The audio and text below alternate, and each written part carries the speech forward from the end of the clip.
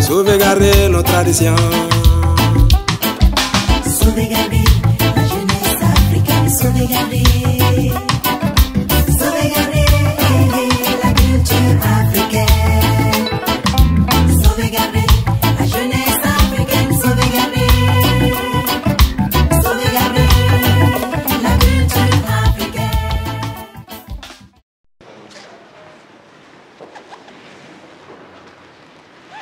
Bonsoir tout le monde. En l'absence de votre doyen qui ne se sent pas bien, un peu malade, je me fais le devoir d'introduire cette conférence en attendant aussi que la directrice académique m'a dit qu'elle vient. Maintenant qu'elle arrive, je me fais le devoir d'introduire le professeur Franklin Nyamsi, que vous connaissez bien puisqu'il est votre professeur. Je précise qu'il est professeur agrégé de philosophie dans l'Académie de Rouen et docteur de l'Université Charles de Gaulle Lille 3. Il est surtout spécialiste de philosophie moderne et contemporaine. Ses travaux portent aussi sur les processus culturels, sociopolitiques et géopolitiques africains. Et je pense que c'est sur ce thème qui va nous introduire cet après-midi sur les réflexions pour une politique de civilisation en Afrique contemporaine. Voilà donc, avec ces quelques mots, je vais lui laisser lui-même nous enrichir de ces réflexions-là.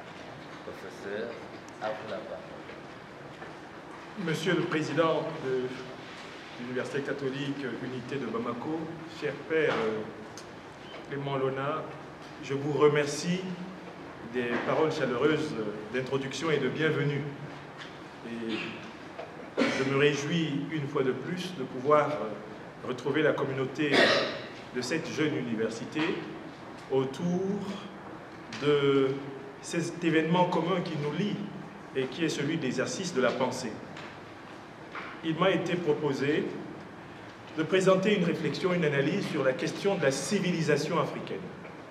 Quand cette proposition m'a été faite, par une de ces coïncidences dont l'histoire humaine seule a le secret, je venais de publier cet essai qui s'intitule « Réflexion pour une politique de civilisation en Afrique contemporaine ».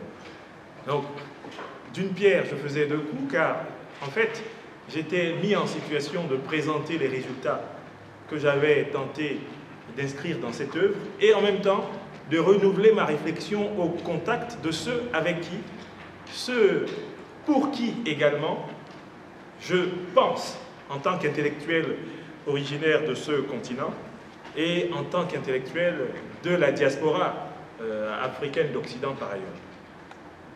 Et donc j'ai voulu vous présenter aujourd'hui une réflexion sur la civilisation africaine.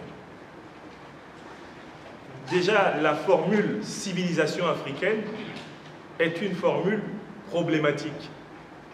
Parce que quand on dit la civilisation africaine, quelque part on élimine déjà la possibilité de dire les civilisations africaines. Or, à tout le moins ici, vous savez tous qu'il y a une Afrique de l'Ouest, une Afrique centrale, une Afrique de l'Est, une Afrique australe ou du Sud, et qu'il y a également une Afrique du Nord, soit au moins 5 aires géographiques dans lesquelles il y a des cultures typiques. Donc l'expression « la civilisation africaine » affirme donc quelque part une prétention. C'est qu'il y aurait quelque chose qui unit les 5 grandes régions de ce grand continent, et à l'intérieur de chacune de ces régions, des dizaines de pays, car l'Afrique c'est bien une cinquantaine d'États, et à l'intérieur de ces États, une mosaïque de centaines de tribus, d'ethnies, et donc de sociocultures internes, qui sont autant diverses qu'intéressantes à étudier en tant que telles les unes les autres. Donc l'énoncé « la civilisation africaine » est doublement ambitieux, car il dit d'une part qu'il serait possible de faire une synthèse de toutes les civilisations qui auraient lieu sur le sol africain. Et il dit d'une part qu'on pourrait distinguer toutes ces civilisations des autres civilisations de la planète, de ce qu'on pourrait appeler donc la civilisation occidentale, la civilisation orientale, la civilisation asiatique, etc. Mais ce mot de civilisation est encore plus rébarbatif, parce que quand on va chercher dans ses racines, on trouve le mot latin civis, qui veut dire civilisé, qui vit en ville, celui qui, d'une certaine manière, a acquis les bonnes manières, celui qui est le gentleman ou la gentlewoman, celui qui, d'une certaine façon, se démarque de quoi? Ben, du sylvaticus, c'est-à-dire, cette fois-ci, l'homme de la brousse, le sauvage, le barbare. Si donc on dit civilisation africaine, est-ce que cela voudrait dire qu'il y aurait des Africains qui ne seraient pas civilisés, qui seraient barbares? Ou alors, quand on dit civilisation africaine, veut-on dire que l'Africain est civilisé et que ceux qui sont non-africains sont barbares? Le mot de civilisation a souvent été utilisé en ce sens, à travers l'histoire. Chaque fois qu'un groupe humain se proclame civilisation, ça a souvent été au détriment des autres, qui sont rejetés dans la barbarie, rejetés dans la sauvagerie, rejetés dans la non-civilisation. Quelque part, une civilisation trace la frontière entre la nature et la culture. Et le réflexe humain le plus répandu, c'est de considérer la civilisation à laquelle on appartient comme la véritable civilisation, et les civilisations auxquelles on n'appartient pas, à tout le moins comme des des sous-civilisations, ou même des non-civilisations.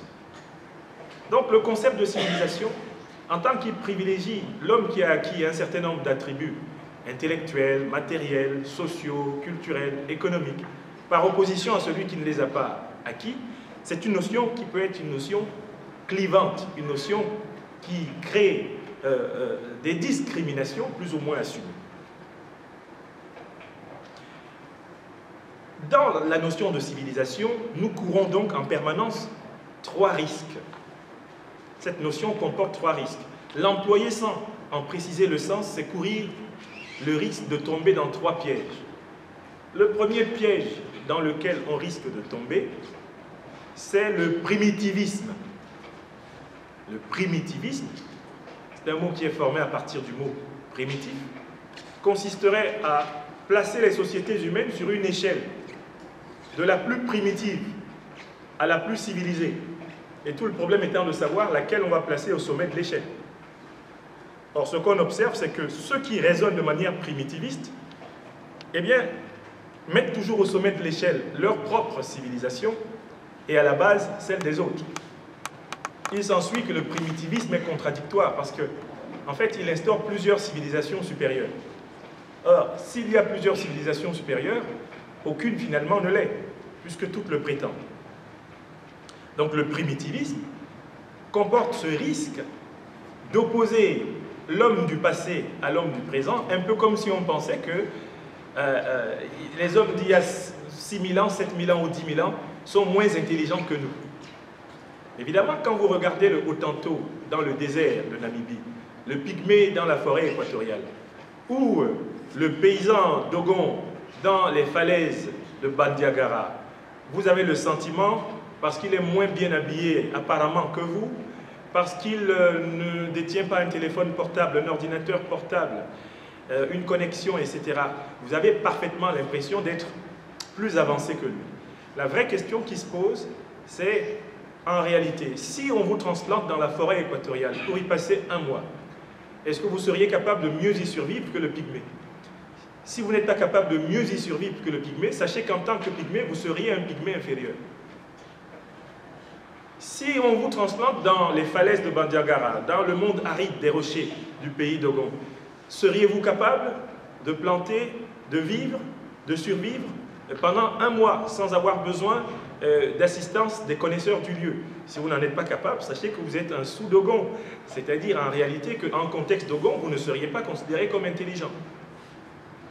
Donc en réalité, la pseudo-comparaison qu'on fait souvent entre les peuples très proches de la nature et les peuples qui ont développé la science et la technologie pour dire que les peuples scientifiques et technologiques sont plus intelligents que ceux qui seraient encore très proches de la nature est une comparaison faussée, car elle consiste à organiser un concours sans donner la même matière à tout le monde.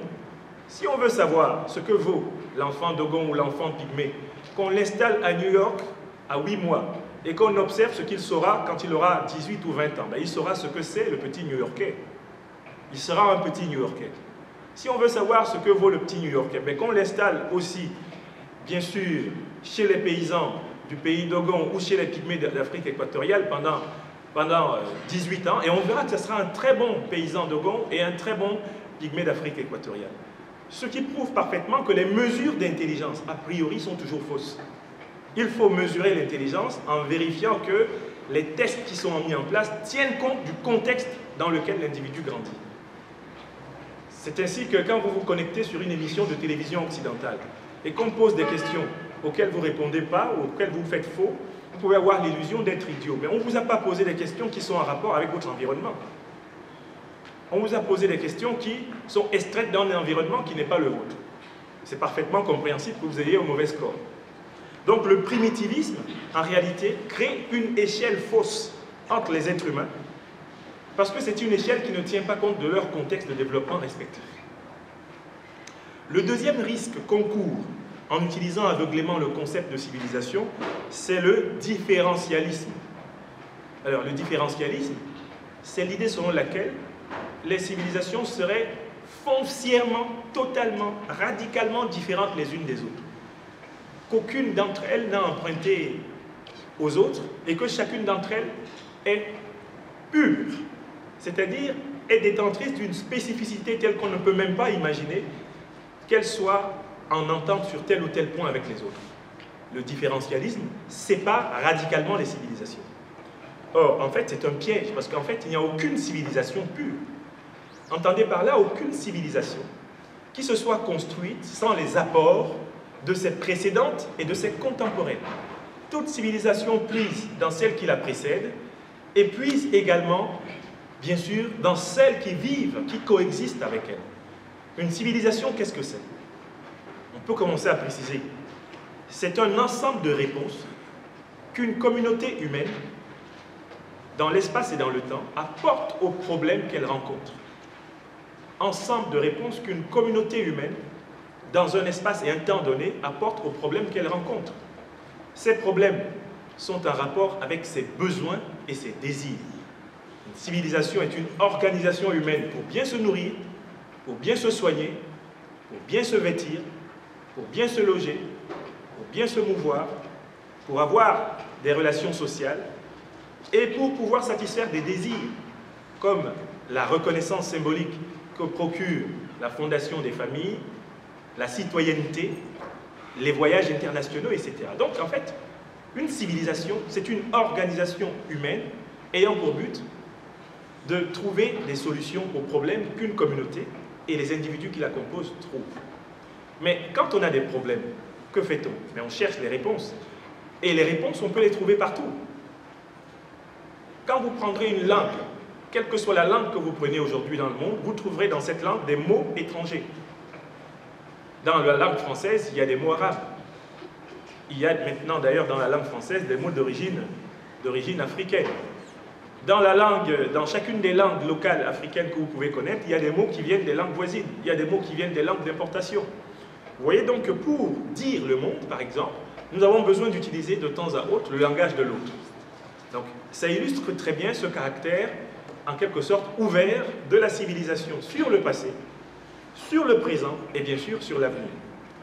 Le différentialisme est donc un piège. Il ne faut pas croire que les civilisations humaines soient tellement différentes qu'on ne puisse pas trouver entre elles des traits communs. Lévi-Strauss, un grand anthropologue de l'Occident, originaire donc de la France, a pu montrer qu'il existe des règles universelles que l'on trouve dans les systèmes de parenté, que ce soit des sociétés africaines, des sociétés occidentales, des sociétés américaines ou des sociétés asiatiques.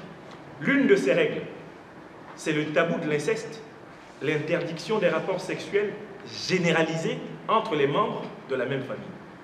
Donc vous voyez par exemple que l'espèce humaine se reconnaît précisément au fait qu'elle respecte ce tabou et qu'elle soit on le verra blanche, noire, jaune, rouge ou métisse, eh bien elle se reconnaît au fait qu'elle réglemente l'activité sexuelle par des normes imposant notamment l'exogamie, l'obligation d'aller chercher hors de sa famille de naissance, précisément les partenaires avec lesquels on peut se reproduire. Donc il faut se méfier du différentialisme. Il faut penser que les civilisations sont différentes les unes avec les autres, mais en même temps, elles se ressemblent. Et Lévi-Strauss de dire, le point par lequel les hommes se ressemblent le plus, c'est qu'ils aiment à s'exclure mutuellement. Les hommes se ressemblent le plus par le fait qu'ils aiment à s'exclure mutuellement. C'est-à-dire que c'est un réflexe typique de l'être humain de vouloir toujours chercher les différences. Parce que les différences ont une vertu positive, c'est qu'elles sécurisent. Quand nous sommes entre gens Bambara, quand nous sommes entre gens Dogon, quand nous sommes entre Mandingues, quand nous sommes entre Camerounais, quand nous sommes entre Guinéens, quand nous sommes entre ceci ou cela, nous nous sentons plus dans notre propre ambiance que quand il y a des intrus. Donc le réflexe de distinction, de classification, est un réflexe sécuritaire qui malheureusement peut déboucher en discrimination lorsqu'il devient différentialiste. L'arrière-plan et la difficulté du concept de civilisation, c'est donc que dans tous les cas, il est souvent porteur de cette grande maladie de l'espèce humaine qui s'appelle l'ethnocentrisme. L'ethnocentrisme, c'est la propension de l'être humain sur tous les continents, à croire que son ethnie, sa communauté culturelle, est globalement la meilleure. Donc voilà un concept qui a évolué dans des sociétés, dans des milieux où ces trois défauts sont prégnants. Du coup, quand nous voulons parler donc de civilisation africaine, nous allons nous méfier de ne pas tomber dans le primitivisme en considérant certains Africains comme inférieurs à d'autres, a priori. Nous n'allons pas tomber dans le différentialisme.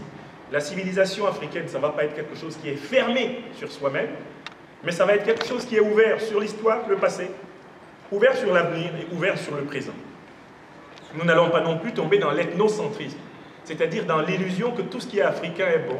Et d'ailleurs, cette illusion sera au cœur de notre réflexion avec le fameux mythe du « Black is beautiful ». Alors, quand nous disons « Black is beautiful », ce qui est noir est beau, nous rendons-nous compte qu'implicitement, nous voulons dire que ce qui n'est pas noir n'est pas beau. Nous rendons-nous compte qu'en réagissant au racisme anti-noir, nous produisons implicitement un racisme antiraciste. Car la beauté peut être de toutes les couleurs, comme celle de nos jardins, comme celle de notre nature, comme celle de notre monde. Pourquoi faudrait-il enfermer la beauté dans une catégorie pigmentaire? Et c'est en doute pour cela qu'on observe encore à travers le continent africain cette pratique terrible qui consiste à agresser la peau que la nature ou Dieu nous ont offert, c'est selon les formules, pour rejoindre une certaine peau dont on pense qu'a priori elle est gage et serait gage de beauté et de reconnaissance sociale.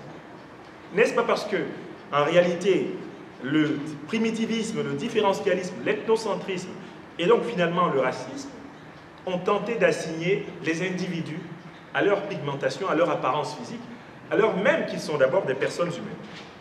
Donc le concept de civilisation ne doit être employé qu'en le débarrassant du primitivisme, du différentialisme, de l'ethnocentrisme et bien sûr, on le verra encore mieux plus tard, du racisme. Maintenant, il y a un deuxième mot, civilisation africaine. J'espère que je vais pouvoir vous surprendre avec le traitement que je vais réserver au mot africain. Mes étudiants de troisième année ont failli être scandalisés quand, à un moment donné de ma démonstration cette semaine, j'ai dit, bon, voilà, à partir de maintenant, je ne suis pas africain. Ils étaient pratiquement choqués. Mais je vais vous expliquer. Vous allez voir qu'on peut arriver exactement à cette conclusion. Le mot Afrique, il a une étymologie. Et parcourant le continent depuis plusieurs années, et donnant souvent cette conférence, j'ai eu le bonheur de constater, le malheur même de constater aussi, que beaucoup d'Africains, qui sont très fiers d'être Africains, ne connaissent pas l'étymologie du mot africain, du mot Afrique. Quand on leur demande ce que signifie le mot Afrique, le réflexe qu'ils ont, c'est de dire c'est le continent sur lequel nous vivons. Mais quand on leur demande l'étymologie, c'est la recherche de la racine d'un mot. Il faut aller voir d'où vient ce mot. dans la langue où il est utilisé, ce mot a une histoire. On l'a utilisé à partir d'un certain moment. Alors, quelle est l'étymologie du mot africain? Eh bien, j'ai le bonheur de vous dire que toutes les enquêtes sur la question aboutissent à deux racines du mot africain. La plus ancienne des racines vient du latin « affaire », qui signifie noir, sombre, obscur. C'est ça que ça veut dire « affaire ». Africanus veut dire le noir, le sombre, l'obscur. Et à partir de cette racine latine, d'ailleurs, la province romaine d'Afrique était désignée ainsi parce qu'on voulait dire que c'était le pays des Noirs. C'était le pays des Noirs. Donc en fait, Afrique veut dire pays des Noirs. Mais je vous invite, avant d'aller plus loin, à réfléchir un peu à la signification du nom des autres continents. Parce qu'il y a d'autres continents. Il y a Europe. Europe, c'est en fait une déesse mythologique de la culture occidentale, notamment grecque. C'est une déesse qui symbolise la profondeur intellectuelle, la sagesse, l'intelligence, la subtilité. C'est ça que Europe veut dire. Et ça, c'est le nom par lequel les Européens se désignent. Ils se désignent par un nom de sagesse, d'intelligence, de subtilité. Quand vous cherchez le mot Amérique, sa racine, c'est un Européen nommé Amerigo Vespucci qui impose son propre nom à l'appellation d'un continent entier qui est 7 fois plus grand que le sien. Quelque temps plus tôt, Christophe Colomb les avait carrément appelés Indiens, pensant que le continent qu'il avait découvert correspondait à l'Inde, qui est plutôt en Asie du Sud-Est. Donc l'Amérique est désignée par l'Occident, l'Afrique est désignée par l'Occident. Et l'Asie, le mot Asia vient également du grec et désigne une autre déesse, elle aussi associée à l'idée de sagesse, à l'idée d'aventure. Mais ce mot vient aussi justement de l'histoire coloniale impériale européenne. Donc, l'Océanie est désignée à partir, une fois de plus, d'une déesse grecque. Océan, c'est une entité mythologique qui renvoie globalement aux grandes étendues, aux immenses étendues d'eau dans lesquelles cette entité opère. Donc, rendez-vous bien compte que les noms de continents que nous avons sont pratiquement tous le résultat de l'occidentalisation du monde. Et de tous les noms de continents que je viens d'examiner, le seul nom qui assigne une communauté à la couleur de sa peau, c'est le nom d'Afrique. Tous les autres noms assignent une communauté à sa capacité, à une idée, à une vertu, à une norme, à une valeur. Mais le nom d'Afrique assigne l'Africain à être identifié par sa couleur. Ce qui veut dire que le regard fondateur du nom d'Afrique est un regard biologisant. Alors que le regard fondateur du nom d'Europe est un regard spiritualisant. Quand il s'agit de désigner l'Africain, dans cette logique des noms de continents, l'Africain est enfermé dans sa biologie, dans sa couleur, dans ce qu'on appelle sa soi-disant race. Quand il s'agit de désigner l'Européen lui-même, et pour l'Européen, il se désigne par une valeur, une norme, un idéal, une performance. Et c'est de fait, alors, on peut dire que le nom d'Africain n'est pas un nom africain. Le nom d'Afrique n'est pas un nom venu du continent qui est désigné par lui. C'est un nom reçu. C'est un nom, non même pas proposé, mais imposé et déposé. Et dans lequel l'identité culturelle des peuples de cette partie du monde est assignée implicitement à la biologie. Alors, il y a une deuxième racine du mot Afrique. C'est la racine arabe. les Arabes disent Ifriqiya. Entendez-le comme vous le voulez. Et ça veut encore dire, dans la suite de la traduction latine, noir, sombre, obscur. Donc, je vous amène à constater que la traite des Noirs va avoir lieu dans deux directions. Il va y avoir la direction occidentale et il va y avoir la direction orientale organisée par les Arabes. J'ai eu parfois la surprise d'échanger avec des amis originaires d'Afrique du Nord.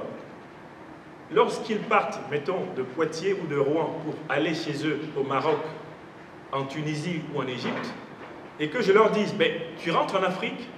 Ils me répondent souvent, non, je rentre au Maroc. Non, je rentre en Tunisie. Non, non, non, je rentre en Égypte. C'est vous dire que dans la partie nord du continent qui est nommé Afrique,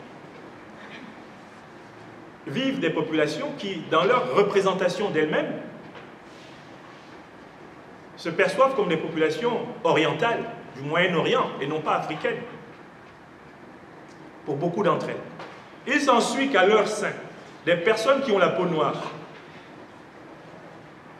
ne sont pas perçues comme, pour ceux qui pensent de cette façon, marocaines, tunisiennes, égyptiennes ou quoi que ce soit, mais africaines, puisqu'elles sont assignées dans la représentation que ces personnes ont à la couleur de leur peau et donc à tout ce qui se passe en deçà du Sahara. Les derniers événements de l'actualité, avec le renouveau de l'esclavage des migrants dans cette partie de l'Afrique, ne vous disent-ils pas qu'il s'agit d'une reproduction de structures mentales qui sont encore là? L'assignation de l'Africain à sa couleur, l'assignation de l'Africain à sa biologie, et par là son déclassement anthropologique. Le mot d'Afrique est donc un mot très chargé. Mais qu'est-ce qui constitue sa charge? Qu'est-ce qui constitue littéralement son poison latent? C'est le concept de race. On ne peut pas avoir fait des études africaines sérieuses sans se pencher sur le concept de race. Rendez-vous compte, c'est au XXe siècle globalement que pour la première fois des hommes de sciences humaines et de biologie ont commencé à écrire le concept de race humaine au singulier. Pendant tous les siècles précédents, ça a été une opinion répandue dans la science, dans la culture et dans la politique qu'il existait plusieurs races humaines. La définition de la race étant que la race est un groupe d'individus vivants susceptibles de se reproduire entre eux. Comment pouvez-vous définir une race comme un groupe d'êtres vivants susceptibles de se reproduire entre eux et dire qu'il existe plusieurs races humaines? Un noir de Bamako ne peut-il pas avoir d'enfant avec une femme blanche de Besançon? Un rouge de Winnipeg au Canada ne peut-il pas avoir d'enfant avec une femme japonaise?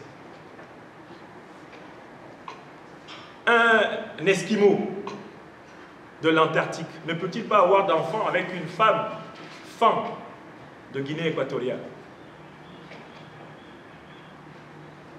De fait, si on applique scientifiquement le concept de race, on voit très bien qu'il existe une race humaine à l'intérieur de laquelle, comme dans toutes les races, il y a des variétés.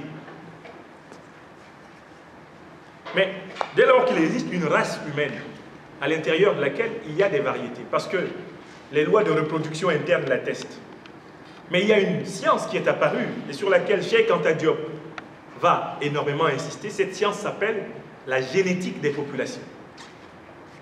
La génétique des populations permet à Cheikh Anta Diop, par les techniques de la science moderne, d'établir que dans l'évolution de l'homme à travers l'histoire, l'Afrique est le continent où l'homme, sous la forme de l'Homo erectus et sous la forme de l'Homo sapiens, va se développer avant de peupler le reste des continents. Mieux encore, il va démontrer par les techniques de la science moderne que la forme première de l'espèce humaine, avant les mutations internes de la race humaine, c'est-à-dire la formation des diverses couleurs, était l'apparence, bien sûr, noire. On sait très bien que c'est parce que en deçà de l'équateur, il y a une loi qu'on appelle la loi de Golgier, qui dit que sur une très longue période, des populations exposées à la chaleur qui caractérise la zone équatoriale, sur une très longue période, en centaines de milliers d'années, ces populations développent nécessairement une mutation, la fameuse mélanine, qui fait le caractère sombre de notre peau. Et on sait que dans l'histoire de l'espèce humaine, c'est parce que lors des migrations, ces populations sortent précisément de l'influence de la loi de Golgier au niveau de l'équateur, qu'il va y avoir ces fameuses mutations qui vont donner, en mutation interne, la couleur blanche, les couleurs métisses qu'on peut observer au Moyen-Orient, les couleurs jaunes et rouges. Donc la génétique des populations établit que la forme première de l'espèce humaine était la couleur noire et que par la suite, il y a des mutations biologiques aisées à comprendre d'ailleurs, explicables aujourd'hui, connues, qui ont permis la différenciation des couleurs de peau que nous voyons. Mais le concept de race n'est pas un concept culturel opérationnel. C'est-à-dire qu'il n'y a aucun rapport entre la couleur de la peau d'un homme et ses performances intellectuelles, culturelles, esthétiques, religieuses, métaphysiques, scientifiques ou technologiques. Il n'y a aucun rapport. Et dès lors qu'il n'y a pas de rapport entre la couleur de ma peau et mon intelligence, la couleur de ma peau et la philosophie que je produis, la couleur de ma peau et les mathématiques que je peux faire, la grande question est de savoir, lorsqu'on dit civilisation africaine, lorsqu'on dit civilisation négro-africaine,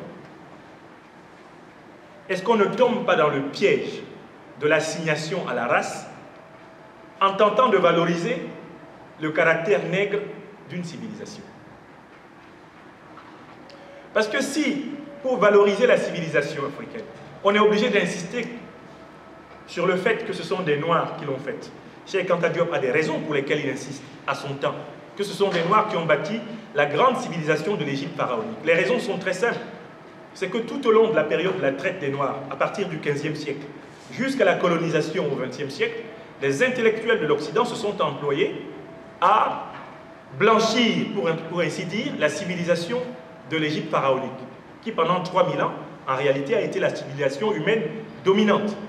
Donc quand Cheikh Anta Diop doit accompagner, en tant qu'intellectuel, le processus de revendication d'indépendance des pays africains, il se croit dans l'obligation de faire un premier travail, c'est de restituer la profondeur des cultures et des civilisations africaines dans l'histoire, en montrant qu'il y a plus de 3000 ans, la plus grande et durable civilisation qui ait gouverné le monde, à savoir la civilisation, comme n'importe quel être humain pourrait le faire, une civilisation exemplaire et qu'il peut en produire, mais il est meilleur en tant qu'Africain.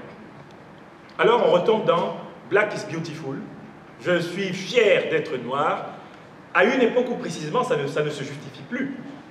Les thèses d'Anta Diop pour établir que les civilisations de l'Antiquité égyptienne étaient des civilisations de couleur noire répondaient à une problématique précise.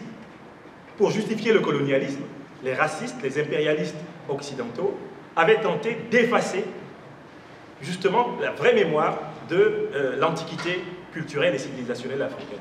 Or, aujourd'hui, nous sommes en 2018 confrontés au problème de la civilisation africaine. Suffit-il de revendiquer avec fierté les grandes civilisations africaines du passé pour qu'il y ait aujourd'hui une civilisation africaine?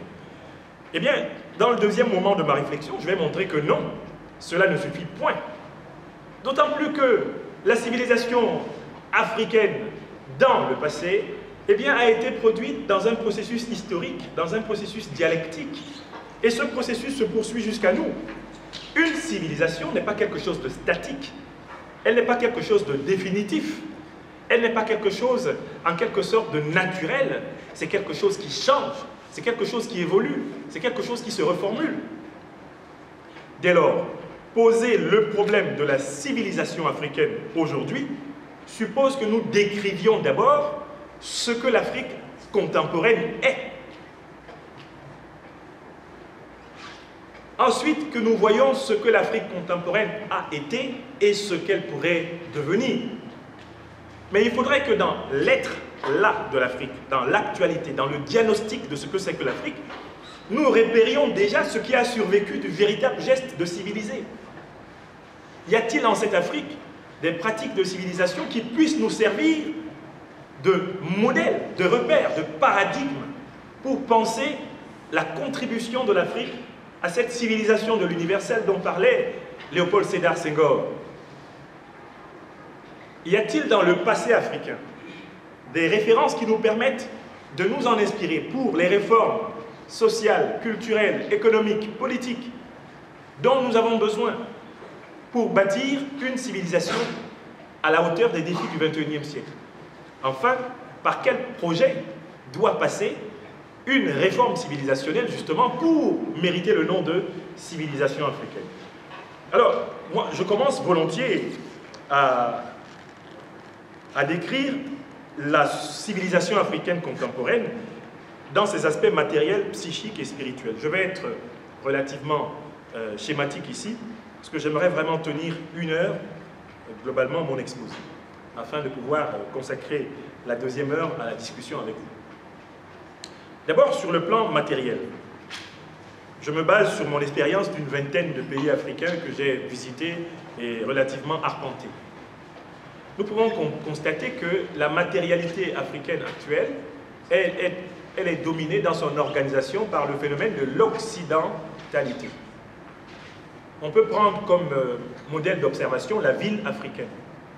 La ville africaine, globalement, elle a été construite sur les principes de la ville coloniale. Et la ville coloniale était une projection de la ville occidentale. Elle est construite donc autour de la mairie, de la préfecture, du camp militaire et de l'église.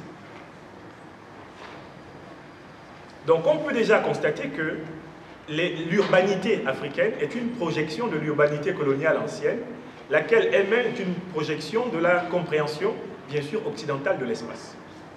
Donc on ne peut pas comprendre la ville africaine actuelle sans s'interroger sur ce que c'est que l'Occident. Dans la ville africaine, les formes de vie culturelle pré-coloniales sont devenues des formes marginales. Et les formes de vie culturelle issues de la colonisation sont devenues des formes de vie normales. Alors le processus de normalisation est aisé à comprendre, car comme vous le savez, le grand empire africain de l'Antiquité, à savoir donc l'empire égyptien, après 3000 ans s'effondre. Lorsqu'il s'effondre, c'est sous les coups de boutoir d'une part de l'Europe et d'autre part de l'Asie, notamment le Moyen-Orient arabe et l'Europe des empires grecs et romains. Lorsque ce grand empire s'effondre, il est massivement pillé de ses données culturelles. Et on se souviendra encore de tristes mémoires de l'incendie de la bibliothèque d'Alexandrie, qui était une mémoire culturelle extraordinaire de ce grand empire trimillénaire. Donc ce qu'il faut bien voir, c'est que l'occidentalisation s'accompagne du remplacement, de la destruction et de la substitution de l'espace traditionnel et même moderne africain par l'espace nouveau et moderne occidental. Alors donc, quand vous regardez une ville, la ville que nous pouvons connaître à peu près tous, c'est celle dans laquelle nous sommes pratiquement, c'est celle de, mettons celle de Bamako, vous voyez très bien qu'en dehors des cités construites en dernière date avec l'aide de la Libye du colonel Kadhafi, le reste de la ville de Bamako, c'est la ville telle qu'elle a été tracée par le fait colonial. Mais ce qui est frappant en particulier, c'est que le matériau qui compose la ville et qui compose les murs de la ville contraint tous les soirs la quasi-totalité des habitants, ceux qui ne détiennent pas les moyens de réfrigération interne, à dormir dehors. La ville a été pensée avec le ciment et la pierre, alors qu'elle est dans un environnement climatique de grande chaleur, et que tous les architectes nous disent avec précision que dans les environnements climatiques de grande chaleur, c'est la brique de terre cuite qui est recommandée, car elle a cette propriété thermique de transformer la chaleur extérieure en fraîcheur intérieure et la chaleur intérieure en fraîcheur extérieure. Comment comprendre que la quasi-totalité de nos villes soit construite à la manière de Bamako, alors qu'une simple analyse de leur environnement climatique nous eût amené à une révolution de la brique rouge? Donc vous voyez bien que le cadre matériel dans lequel nous évoluons est incompatible avec son environnement écologique, avec son environnement météorologique, avec son environnement géographique. Et c'est un cadre qui fait donc dans nos grandes villes, et ce que je dis est vrai de Yaoundé au Cameroun, c'est vrai de Douala au Cameroun, où on construit une cité Et au bout de 6 mois, il a tellement plu sur la cité que la cité est lépreuse. Quand vous regardez la cité, elle est lépreuse. C'est-à-dire que ceux qui ont conçu les bâtiments de la cité immobilière, soit parfois 20, 30 bâtiments, n'ont pas tenu compte du fait qu'à Douala, il pleut pendant 6 mois de l'année. Et qu'il faut juste concevoir un bâtiment qui soit capable de recevoir et de drainer l'eau de pluie sur le très long terme. On importe pratiquement les murs avec lesquels on construit nos cités, et cette logique d'importation et de technique de construction et de murs est, à mon avis, l'emblème d'un espace matériel hostile. C'est-à-dire que notre espace matériel est tellement contrasté avec son environnement écologique, son environnement géographique, son environnement naturel, que c'est un espace qui rejette les hommes, qui sépare les hommes, c'est un espace qui oppresse davantage les hommes qu'il ne les accueille. Donc ces contrastes matériels sont liés à l'histoire du continent, à l'histoire des civilisations matérielles du continent. Cette histoire a connu l'effondrement de l'Égypte antique, lorsque les grands empires du Moyen-Âge, le Mali, le Songhai, le Ghana se sont construits. Tous les témoignages des voyageurs occidentaux dans ces empires disent qu'ils en étaient impressionnés et que toutes les villes pratiquement du Moyen-Âge occidental étaient inférieures à celles de l'ancien Ghana et de l'ancien Mali que les voyageurs visitaient. Eh bien, lorsque ces civilisations vont également s'effondrer, la traite des Noirs et la colonisation vont achever de doucher le travail des ingénieurs entrepreneurs locaux et opérer ce remplacement, cet espace matériel dans lequel, manifestement, nous ne sommes pas tout à fait à l'aise. Je m'intéresse assez rapidement maintenant à ce que j'appelle les conflits psychiques. On peut observer tout au long du continent que nous sommes nous-mêmes travaillés par des conflits psychiques très forts qui viennent justement de cette matérialité contradictoire, de cette matérialité hostile. Alors, moi je prends comme illustration du conflit psychique le comportement de la plupart de nos contemporains dans la circulation de nos villes. Alors ça, j'ai vu ça partout. J'ai vu ça à Douala, je vois ça à Bamako, je vois ça à Dakar, je vois ça dans beaucoup de villes. Même si ce n'est pas un fatalisme africain, parce que si vous allez à Kigali, vous n'allez pas voir ça. Si vous allez en très bonne partie à Johannesburg ou à Pretoria, vous n'allez pas voir ça. Donc, au Ghana, on commence à faire un effort d'empêcher que ça se voit.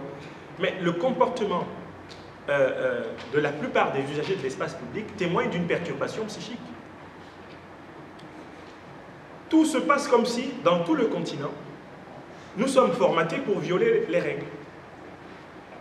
C'est-à-dire que le plus efficace, c'est celui qui viole le mieux les normes de circulation. C'est-à-dire donc que nous sommes dans un continent où ce qui est anormal est normalisé et ce qui est normal est marginalisé. Donc, la norme est à l'écart et l'écart est la norme. Pour couper un carrefour dans Bamako, vous devez littéralement éviter de respecter le principe qui dit qu'il faut le contourner, parce que personne ne vous laissera passer à gauche si vous allez contourner le rond-point, quand il n'y a pas un obstacle matériel. Il vous faut, pour prendre la rue de gauche, immédiatement couper, c'est-à-dire empêcher la file qui vient en face de circuler, parce qu'elle ne vous laissera jamais passer. Si vous ne lui imposez pas, justement, la violation de la norme. Ce comportement dans la circulation témoigne du fait que, psychologiquement, eh bien, nous ne sommes pas équilibrés. C'est-à-dire que nous avons un problème avec nos propres règles. Si nous avons un problème avec nos propres règles, cela veut dire que nous n'avons pas intériorisé des règles qui puissent être reconnues par tous comme étant le fondement du normal et le fondement de la normale. Ce que nous avons intériorisé, ce sont des réflexes d'opportunisme, de prédation, de domination, de calcul, d'exploitation, permettant à chaque fois de tirer le meilleur parti de la situation. Donc, nous avons une civilisation matérielle, psychologiquement perturbée. Il n'y a qu'à analyser le phénomène de la circulation. Deuxième phénomène qu'on peut parfaitement analyser, c'est le respect des normes administratives en matière de corruption ou de lutte contre la corruption, le respect de la fortune publique. Dans tous les pays du monde, la fortune publique se fait voler, mais sur notre continent, avouons quand même que nos élites et nos populations battent des records. Et l'une des choses impressionnantes sur ce continent, c'est que les citoyens critiquent énormément les élites qui volent. Mais la plupart des citoyens, quand ils ont un poste, appliquent le principe de la chèvre qui broute là où elle est attachée. Donc on aime bien dire, ah oui, tel président c'est un voleur, tel ministre c'est un voleur. Mais dès qu'on est nommé petit agent de douane, on vole. Ce qui veut dire qu'en réalité, il y a un accord négatif, un accord anomique autour de la norme de corruption, l'idéal étant toujours d'en rejeter la responsabilité aux autres. Donc voilà deux exemples, les pratiques de circulation, les comportements de circulation anarchique. La corruption généralisée avec bouc émissérisation permanente d'un autre, sans regarder ses propres pratiques de corruption. Elles indiquent très clairement que sur le continent, nous ne disposons pas d'un modèle civilisationnel cohérent qui puisse permettre la prévisibilité des comportements. Les comportements des gens sont imprévisibles parce qu'ils n'ont pas les mêmes repères normatifs. Donc on peut se poser la question de savoir, existe-t-il encore une civilisation morale, une civilisation psychique africaine? Est-ce que le psychisme africain n'est pas essentiellement névrotique et psychotique? Névrose, maladie mentale légère, caractérisée par la présence de phobie, d'hystérie et d'obsession. Psychose, maladie mentale grave, caractérisée par la perte du sens de la réalité, la dépersonnalisation, la déréalisation. Lorsque nous sortons dans l'espace public, ne voyons-nous pas ces comportements, ne voyons-nous pas des comportements de type névrotique et de type psychotique? Enfin, j'en viens à la question du conflit spirituel. Ça se sait chez tous les africanologues occidentaux que tout Africain aurait dans sa poche toujours au moins deux religions. La religion de ses ancêtres, qu'on appellerait globalement du mot d'animisme, c'est un mot très généralisateur, et puis la religion d'importation, donc en particulier le christianisme ou l'islam. Mais ça pose un problème. Et je l'ai illustré récemment par une anecdote qui m'a été racontée au Bénin. L'histoire d'un homme qui est allé voir un marabout du vaudou pour demander un fétiche qui lui permettrait d'être riche, très riche. Mais cet homme est par ailleurs formellement un chrétien. Alors, il lui a été demandé, le jour de la fête des religions traditionnelles du Bénin, de toujours sacrifier un animal, de préférence un animal de la taille d'un mouton, d'une chèvre ou d'un bouc. S'il ne le sacrifie pas, le fétiche qu'on lui a donné va se retourner contre lui. Cet homme-là, malheureusement, le 10 janvier de cette année-là arrive et il n'a rien. Dans le quartier, il cherche même à attraper un chien, tous les chiens du quartier fuient. Il cherche à voler un mouton, il n'y a pas un mouton à voler.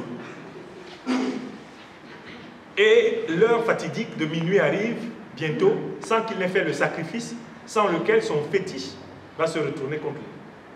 Alors il se souvient tout d'un coup que le prêtre de la paroisse détient un petit cheptel, mais qui est bien dans un enclos, et il s'en va le voir, et c'est son prêtre. Et il lui dit, mon père, si vous ne me prêtez pas un mouton, je suis mort. Mais le prêtre lui dit, mais je ne comprends pas comment il vous faut un mouton pour ne pas être mort, mais expliquez-moi davantage. Et c'est ce prêtre qui m'a fait ce témoignage. Le type lui dit, j'ai contracté un fétiche là, chez le guérisseur vaudou. On m'a dit que si un 10 janvier passe, le jour de la fête traditionnelle, que je ne fasse pas le sacrifice, au moins d'un animal de la taille d'un mouton, d'une chèvre ou d'un cabri, je suis mort. Donc, j'ai fouillé dans tout le quartier, personne n'en a. J'ai fouillé partout, personne n'en a. J'ai peur d'aller voler et me faire tuer. Est-ce que vous pouvez me donner, je rendrai plus tard, un des moutons du cheptel pour que j'aille faire le sacrifice? Mais le prêtre lui dit, mais c'est quand même incompatible. Moi, je ne peux pas vous donner des choses pour aller faire des sacrifices à des dieux qui sont incompatibles avec la foi pour laquelle je suis votre évangélisateur. Mais le monsieur insiste en lui disant, mon père, si vous ne me donnez pas là, à minuit, je suis mort. Si vous voulez me rééduquer, me récupérer dans l'amour du Christ, donnez-moi le mouton. Parce que, et alors c'est là le summum de l'affaire, il dit, pour vous là, le christianisme, il y a pardon dedans. Mais pour nous là, vaudou, il n'y a pas pardon dedans. Alors, moi je retiens cette formule. Pour vous là, le christianisme, il y a pardon dedans. Mais pour nous là, vaudou, il n'y a pas pardon dedans. Comment peut-on appartenir à deux systèmes spirituels qui, pour l'un, incluent la possibilité du pardon et pour l'autre la nie, sans être spirituellement diabolique, c'est-à-dire en réalité déchiré, divisé en soi-même? N'y a-t-il pas là une forme de schizophrénie spirituelle? Vous appartenez à un système qui admet le pardon, la clémence, la bienveillance, la compréhension, et de l'autre côté, vous appartenez à un système qui l'exclut, et vous êtes la même personne. Comment pouvez-vous être la même personne? Or, cette anecdote béninoise qui m'a été rapportée se conclut d'une manière très intéressante. Parce que le type supplie tellement que le prélat a pitié de lui et lui donne le mouton en lui disant « Va faire le sacrifice et reviens te confesser et je ne veux plus jamais que tu le fasses, je vais t'aider à sortir définitivement de cette affaire. » Ce que l'homme a fait. Et il est sorti par la suite de la religion vaudou, mais il a fait le sacrifice. On lui a donné le mouton. Et par la suite, il est venu changer de vie, trouver une cohérence à sa spiritualité. Alors, cette histoire, mais on peut la reproduire à plusieurs échelles. La division spirituelle, le conflit spirituel africain vient du fait qu'on a tenté d'opposer systématiquement les religions traditionnelles africaines et les religions dites d'importation occidentale. Mais cela, je dois le souligner, vient d'une singulière ignorance de l'histoire même des religions en tant que telles. Car si on s'intéressait au travail qu'a mené Cheikh Anta Diop dans ces deux ouvrages, on verrait qu'une bonne part de l'inspiration des trois monothéismes que nous connaissons aujourd'hui se retrouve dans les grands thèmes de la religion égyptienne de l'Antiquité. De telle façon que l'Africain qui a parfaitement compris le système religieux auquel il adhère et la morale de ces symboles ne se retrouve pas forcément en porte-à-faux parce qu'il vient d'une culture animiste et que par la suite il devient chrétien ou musulman. Amadou Hampâté-Bâ a fait le même travail pour montrer comment il peut y avoir une cohérence entre les grands enseignements de la tradition Peul et Bambara à propos de ce que c'est que l'homme, sa place dans l'univers et le rôle que Dieu y occupe, et les enseignements de l'islam. Donc il n'y a pas forcément, par définition, dépersonnalisation de l'Africain parce qu'il serait devenu chrétien. Il n'y a pas forcément dépersonnalisation de l'Africain parce qu'il serait devenu musulman. Mais le danger vient du fait que ce soit une adhésion superficielle, artificielle et contradictoire. Et qu'il n'y ait pas une réflexion pour qu'il y ait une parfaite continuité, une parfaite cohérence, une parfaite harmonie entre les valeurs universelles des religions traditionnelles et les valeurs universelles de ce qu'on appelle les religions d'importation. C'est cette synthèse qui fait l'unité de l'homme. Donc j'ai envie de dire maintenant que quand on regarde l'état matériel, l'état psychique, l'état spirituel de l'Afrique, on peut dire que sur ces trois plans, matériel, psychique et spirituel, l'Afrique est en conflit avec elle-même. Elle est en conflit avec elle-même au sens où les valeurs qu'elle affirme sont contre-productives, la plupart du temps pour elle, et elle n'a pas pleinement conscience, en tout cas largement conscience des possibilités qui sont à sa disposition. Le travail qui a été fait par Amadou Hampâté-Bâ dans ce livre, Aspect de la civilisation africaine, est très intéressant. Il est allé chercher dans les traditions Peul et Bambara une cohérence qui peut parfaitement entrer en résonance avec la cohérence du christianisme, la cohérence de l'islam, et produire une civilisation de la liberté et de la dignité. Je résume assez rapidement le système de l'homme et de la société dont parle Hampâté-Bâ ici. Il part de la définition de la personne humaine. Dans les traditions Peul et Bambara, la personne humaine est une personne de personnes. C'est-à-dire qu'il dit qu'il y a plusieurs personnes dans la personne. Donc la personne humaine est une unité multiple. Alors pourquoi y a-t-il plusieurs personnes dans la personne? Mais c'est parce que l'être humain, selon le mythe fondateur, par exemple Bambara, l'être humain créé par Mangala est en réalité le 21e créé. Le mythe dit que Mangala, le dieu créateur, crée 20 êtres au départ qui sont des émanations de sa propre essence. Mais il se rend compte après avoir créé ces 20 êtres qu'il n'y a pas un être qui soit son interlocuteur, son médiateur parmi ces créatures. Et c'est alors qu'il va créer le 21e en le formant avec un brin de chacun des 20. Ce 21e est composé d'un bout de chacun des 20, c'est-à-dire de tous les attributs issus du divin. C'est l'homme. L'homme, c'est littéralement l'univers en miniature. Parce qu'en lui, on retrouve le règne minéral, le règne végétal et le règne animal entièrement représentés, tout comme le règne divin à travers cette chose merveilleuse qu'est la parole et la pensée créatrice. Donc, dans la pensée Bambara, qu'est-il dit? Quand un homme naît, toutes ces forces qui sont en lui, eh bien, sont disposées en désordre. Et l'initiation traditionnelle Bambara qui se déroule de 0 à 63 ans, avec des tranches de 21 ans, avec 6 tranches de 21 ans, cette initiation traditionnelle, eh bien, a pour but de lui permettre d'ordonner les personnes dont il est composé. Alors, c'est parfaitement comparable à la topique freudienne du psychisme. Quand Freud nous dit que l'homme à sa naissance, bien, il est composé du ça, c'est-à-dire des pulsions d'éros et de thanatos, que quand il a été éduqué, il va avoir le ça, le surmoi et le moi.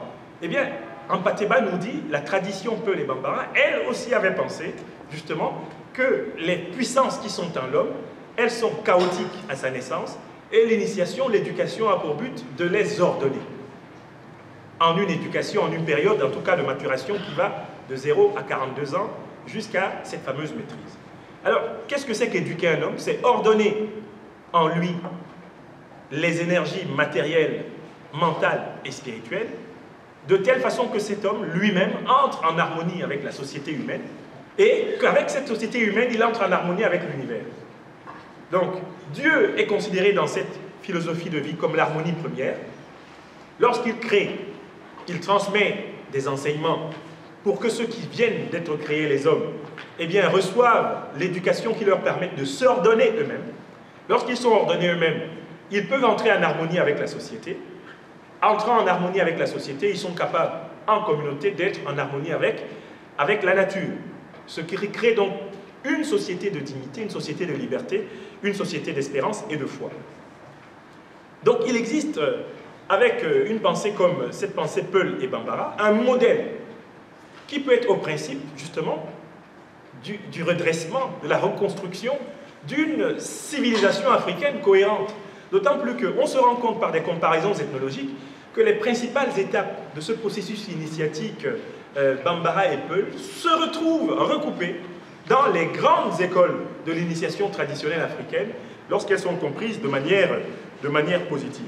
Donc ce n'est pas parce que l'Afrique manque, en tout cas la culture africaine manque de modèles à partir desquels on peut reconstruire les structures sociales, éducatives, politiques, ce n'est pas parce qu'elle en manque. C'est bien parce que ces modèles ne sont pas au cœur de la discussion critique des savants et qu'elles ne sont pas au cœur des réformes qu'il nous faudrait faire pour pouvoir apporter justement un rapport nouveau au monde. Alors, ce qu'on peut positivement reconnaître à la civilisation africaine, c'est quoi? C'est bien sûr que cette civilisation africaine, telle qu'elle est projetée ici par Ampateba, c'est une civilisation très attentive à la symbiose entre l'homme et la nature. Voilà un point que la civilisation africaine peut apporter au monde qui vient. Vous savez que le monde actuel est essentiellement en crise écologique. Cette crise écologique provient de l'expansion du modèle naturaliste occidental. Le modèle naturaliste occidental oppose l'homme à la nature. L'homme est supposé dominer et maîtriser la nature. Or, ce modèle a montré ses limites. Pourquoi? Parce que la nature, justement, ne peut pas faire l'objet d'une exploitation indéfinie. La nature comporte certains des aspects, la qualité de l'air, la qualité de l'eau, la qualité du vivant, qui, en réalité, requièrent des pratiques de conservation. Or, dans le modèle de l'harmonie que je vous ai rapidement esquissé avec Ampateba, justement, ce principe de la recherche d'une relation harmonique, symbiotique à la nature, devrait être la base d'une révolution écologique planétaire. Et cette révolution, les Africains, porteurs des traditions initiatiques du rapport à la connaissance de la nature, se d'une humanité planétaire sur des bases écologiques, sur des bases démocratiques, sur des bases de relations internationales, de partenariat et de réciprocité, permettant de protéger la Terre des grands périls qu'elle va affronter en ce 21e siècle, le péril écologique, le péril nucléaire, le péril démographique, le péril, bien sûr, militariste, et d'une certaine façon, on le voit très bien, le péril obscurantiste. Il me semble que l'Afrique est le lieu où une pensée de l'humanité nouvelle, instruite des errements hégémoniques des expériences civilisationnelles précédentes, eh bien une telle pensée est possible. J'ai voulu partager ces idées avec vous. Je vous remercie de votre attention.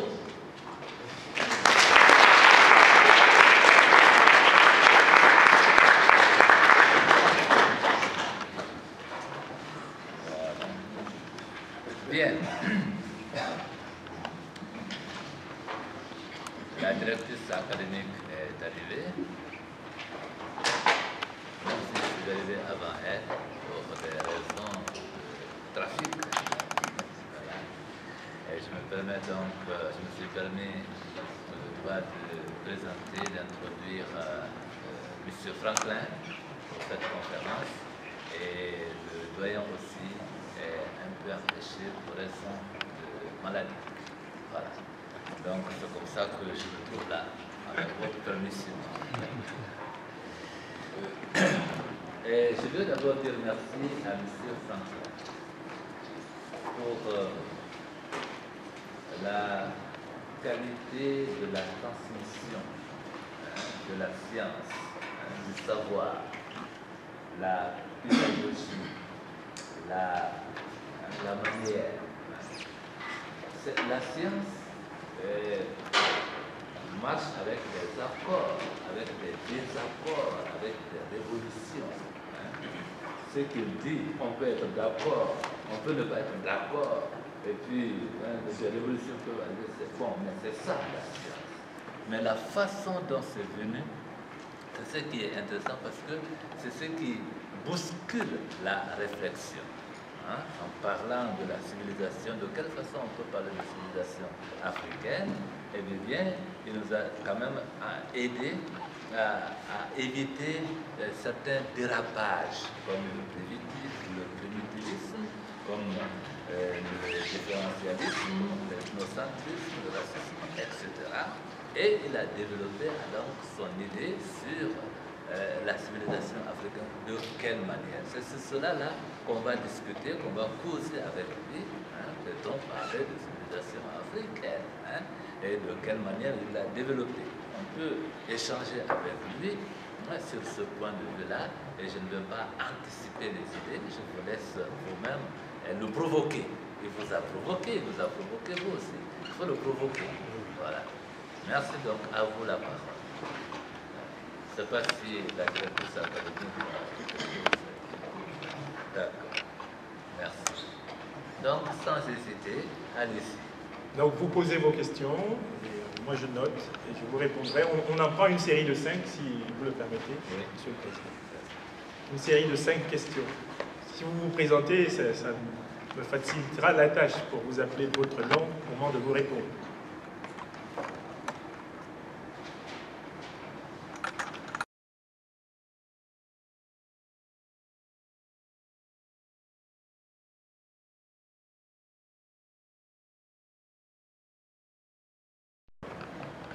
Comment l'Afrique a perdu sa notion de civilisation au fil des ans? Au fait, j'aimerais savoir si un retour est toutefois possible. Retour à quoi? Aux racines. Si c'est toutefois possible dans un monde qui est de plus en plus modernisé. D'accord. Merci. Je voulais savoir Noël Sissoko. Noël Sissoko. Allons-y. Si avec vous, il faut maintenir la distinction entre nature, et culture et civilisation. Oui. Comment? Bakay Yalkuye. Donc Bakar. Oui. En fait, vous avez dit que pour produire une civilisation africaine, il revient à penser ce que l'Afrique contemporaine est, ce que l'Afrique fut, l'Afrique ancienne fut, et ce qu'elle sera. Et par ailleurs, vous avez, dans les 3 conséquences que vous avez tirées, vous avez dit qu'il faut se passer de la fétichisation. Alors, comment est-ce que vous pouvez produire, comment est-ce que cette reproduction de la civilisation africaine se fera? C'est la question que je vais. Et vous aviez vraiment exposé la face cachée de ce que nous pourrions toutefois comprendre par l'appellation de l'Afrique. Et dans bon nombre de cas, nous remarquons une certaine fierté. Nous-mêmes, ça nous arrive des fois, quand nous posons des actes qu'on nous reproche, nous sommes fiers des actes que nous posons en tant qu'Africains. Il faut actuellement une ascension, parce que l'esprit est compris maintenant, il faut une ascension pour pouvoir redonner un autre sens, un autre nom s'il le faut, à ce continent. Mais avant que cela n'advienne, nous sommes actuellement dans cette situation où nous portons toujours le nom d'Africains. À la base de ce nom, est-ce qu'il est impossible que tout ce qui pourrait advenir comme changement de mentalité, que nous ne restions toujours dans la réaction, est-ce qu'on peut s'émanciper malgré le nom que nous portons africain et à travers cette émancipation-là pouvoir montrer l'autre face de ceux qui nous ont assigné le nom, pour penser toutefois en nous donnant ce nom? Si on dit que l'Afrique a perdu sa notion de civilisation, c'est un peu trop général et peut-être un peu abrupt. Parce qu'il faut quand même dire que malgré les grands événements de l'histoire africaine, il y a toujours eu des poches, des sociétés, des individualités qui ont tenté de préserver un certain legs des expériences humaines du passé dans ce continent. Par contre, on sait très bien quels sont les grands événements de l'histoire africaine qui ont modifié son rapport à sa propre progression interne. J'ai dit que pendant 3000 ans, nous avions eu la civilisation égyptienne, qu'on dit encore négro-pharaonique. Cette civilisation s'effondre à cause de luttes intestines entre les différentes factions de l'Empire. Et par la suite, elle est attaquée par les Orientaux d'une part et les Européens de l'autre qui la dépouillent et qui en modifient la population. Je dois quand même souligner que Cheikh Anta Diop a étudié la grande migration qui va se produire à partir de là et qui explique que quand vous prenez la langue Wolof aujourd'hui, en réalité vous avez 90% de l'égyptien ancien. Quand vous prenez le Bassa en plein Cameroun, vous avez 80% de mots qui viennent de l'égyptien ancien. Quand vous prenez le Xhosa de Mandela en pleine Afrique centrale, vous avez 70% de mots qui viennent d'égyptien ancien. Cheikh Anta Diop a établi qu'il y a une unité culturelle de toute l'Afrique subsaharienne. Pas un seul groupe dont les langues, les pratiques ne puissent se soucher sur le grand moment de l'antiquité égyptienne pharaonique. Effondrement de l'empire égyptien, naissance des empires grecs et ensuite romains, et au Moyen-Âge, réapparition de grands empires africains, le Songhai, le Mali, le Ghana. Ces empires à leur tour s'effondrent, pourquoi? En raison principalement de la pratique de l'esclavage en leur sein et du fait qu'ils s'engagent dans le commerce de traite, ne sachant pas en réalité que finalement leurs luttes internes pour s'emparer les uns des esclaves des autres vont finir par leur propre effondrement. On sait que la traite a fortement désorganisé la réorganisation des cultures et des traditions africaines du Moyen-Âge. Nous sommes au Mali, un pays dont vous savez très bien que le monde entier est fier de ce que furent les civilisations de Gao, de Tombouctou, de Djenné. Vous êtes au Mali, un pays qui avait l'une des plus grandes bibliothèques du Moyen-Âge mondial et où les Occidentaux venaient faire leurs études supérieures. Donc cette inversion a lieu lorsque l'économie de traite, la traite des Noirs, en réalité dépotentialise ces royaumes et les effondre. Mais à peine sont-ils sortis au 19e siècle de l'abolition, qu'il y a cette fameuse réunion de 1884-1885 qui impose le partage colonial, en pleine fin du 19e siècle, le partage colonial de l'Afrique. Donc, la colonisation a comme stratégie fondamentale la destruction culturelle préalable avant la domination économique, politique et tout le reste. Pour justifier la domination politique et économique, la colonisation commence par la destruction culturelle, par le fait de ridiculiser les cultures locales, de les balayer, on fait de l'individu un être naturel. Et puisqu'il a un être naturel, eh bien, il mérite d'être assimilé et soumis au modèle. Alors, enfin, la crise vient du fait que les États africains nés de la colonisation, ces États n'ont pas suffisamment renoué avec le processus de la progression endogène des cultures africaines.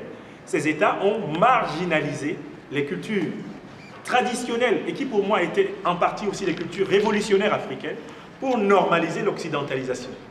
Donc voilà le processus que j'ai rapidement brossé pour montrer comment la possibilité de consolider le grand moment civilisationnel au Moyen-Âge, du 16e au 17e, 18e, 19e et jusqu'à nos jours, a été à chaque fois perturbé par ces grands traumatismes extérieurs et par le déficit de créativité, de solidité, de pertinence interne, afin de reprendre le bâton du pèlerin.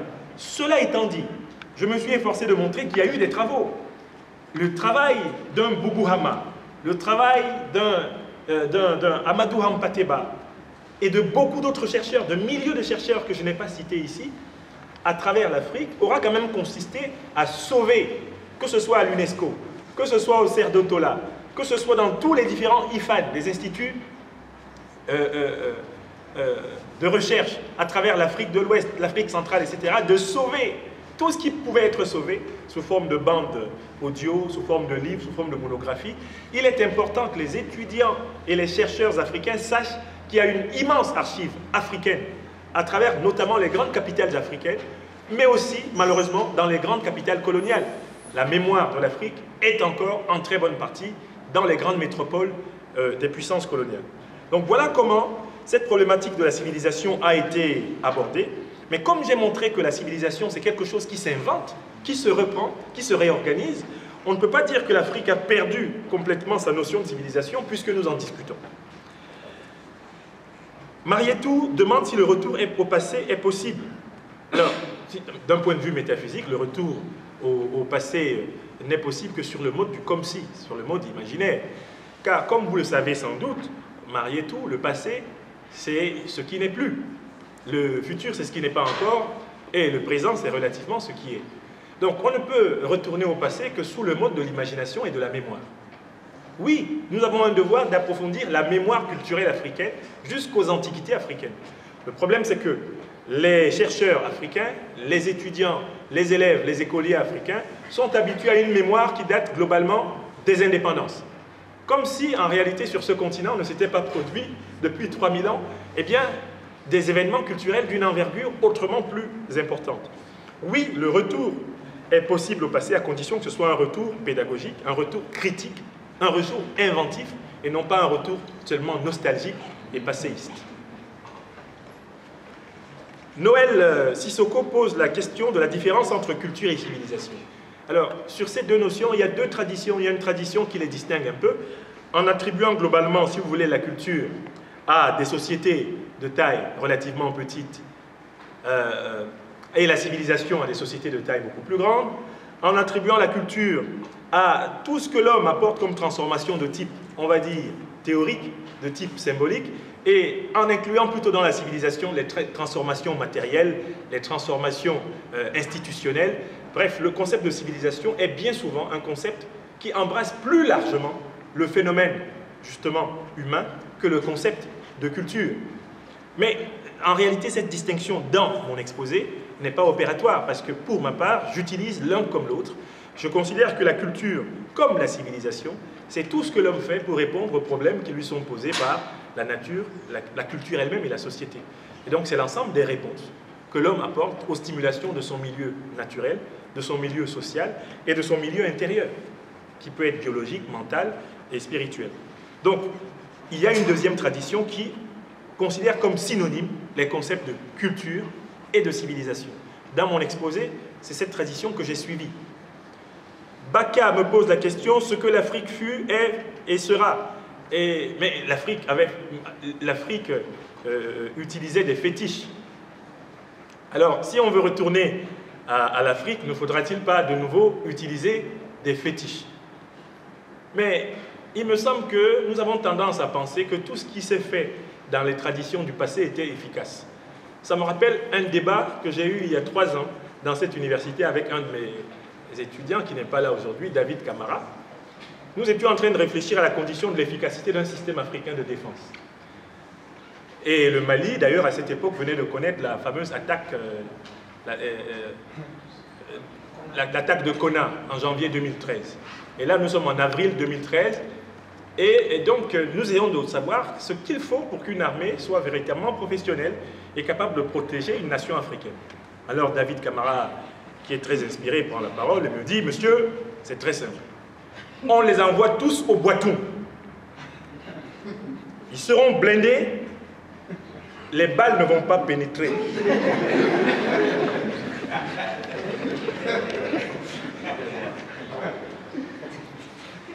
Comme j'ai coutume de laisser mes étudiants développer leurs idées, je dis argumentez, montrez-moi quels sont les arguments que vous avancez pour expliquer que quand on tire une balle de Kalachnikov, ça n'entre pas dans la chair humaine. Je voudrais savoir le processus. Il me dit, mais monsieur, ça ne s'explique pas. C'est comme ça. Il y a des réalités africaines qu'on ne trouve pas ailleurs, c'est comme ça. On n'a qu'à amener toute l'armée malienne dans le Boitou. On la forme là-bas. Quand ils sortent, les djihadistes peuvent tirer s'il n'y a rien. Bon, je lui dis, j'ai un petit souci, c'est que si c'était donc ça, mais qu'est-ce qu'on attend depuis? Est-ce que cette idée que vous venez d'avancer, qu'il y a des gens qui sont invulnérables aux balles, est-ce que c'est une idée nouvelle? Elle n'est pas nouvelle, c'est connu. Dans mon Cameroun natal, il y a des gens qui prétendent être invulnérables aux balles et qui organisent lors des fêtes des tirs sur eux où on voit qu'ils ne sont pas blessés. Je vois ça, j'ai vu ça un peu partout à travers l'Afrique. Mais j'ai aussi vu que tous ces pays africains ont été colonisés et vaincus par la force des balles. Connaissez-vous un seul pays qui ait résisté grâce à ça? Qui a été sauvé grâce à ça?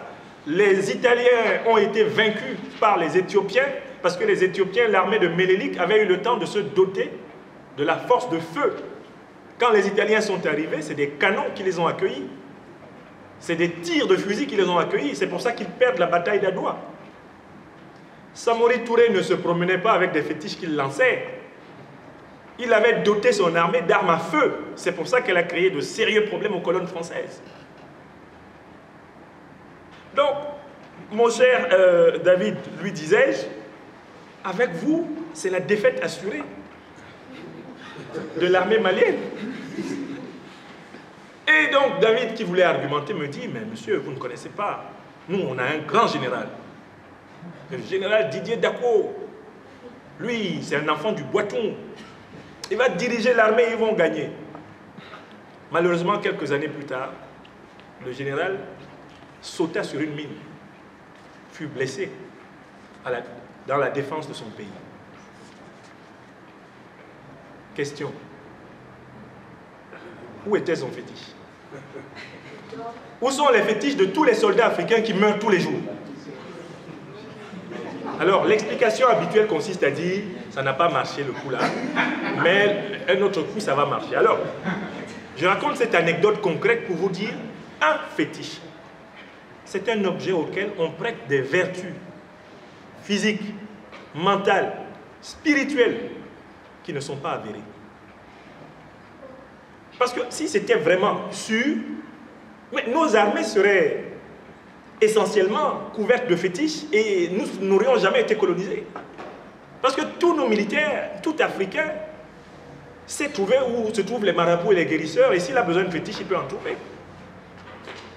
Donc, la défétichisation, ça signifie ne plus emprunter des solutions aléatoires, dont nous savons très bien, par l'expérience de l'histoire, qu'elles n'ont pas marché. Ça n'a pas marché.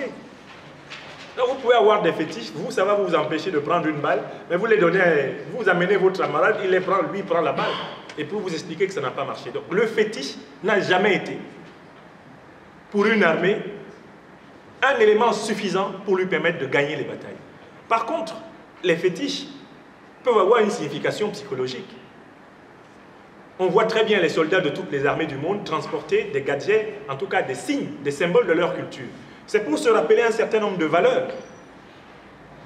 Ce n'est pas parce que ces objets posséderaient la capacité de produire des effets matériels, psychiques ou spirituels extraordinaires, mais c'est parce que la compagnie de ces objets les maintient dans l'état d'esprit nécessaire pour mener à bien leur mission. On peut comprendre, en ce sens, que quelqu'un soit porteur d'œuvres de sa culture qui lui rappellent des valeurs lui permettant psychologiquement, mentalement, d'être apte à accomplir ses missions. Le fétiche ne développera pas l'Afrique. S'il en était capable, il y a longtemps que ce serait fait. Claude me pose la question de la fierté africaine. Est-ce qu'il peut y avoir une émancipation africaine en maintenant le nom d'Afrique? Nous sommes sur un continent, on a écouté tout à l'heure Amadou Ampateba, qui accorde une importance essentielle à la parole. L'Afrique, en tant que terre d'émergence de l'Homo sapiens, est la terre dans laquelle le nom peut se gâter. Le nom compte. Car le nom profère un idéal, il profère un ordre. Le nom ordonne.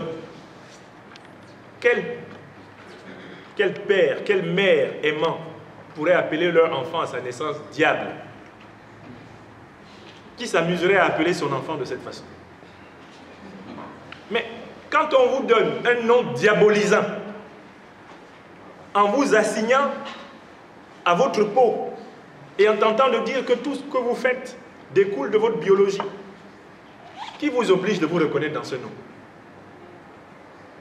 Et voilà pourquoi, moi, à travers le monde, quand les gens veulent m'assigner à ma biologie, je refuse. Dans les départements de philosophie en France et aux États-Unis, quand je venais d'arriver dans les équipes, dès qu'il y a un cours de philosophie africaine, on veut me le filer.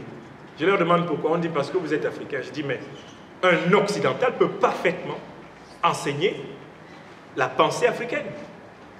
Il n'y a pas un déterminisme, pigmentaire qui rend capable d'enseigner une philosophie et non pas une autre.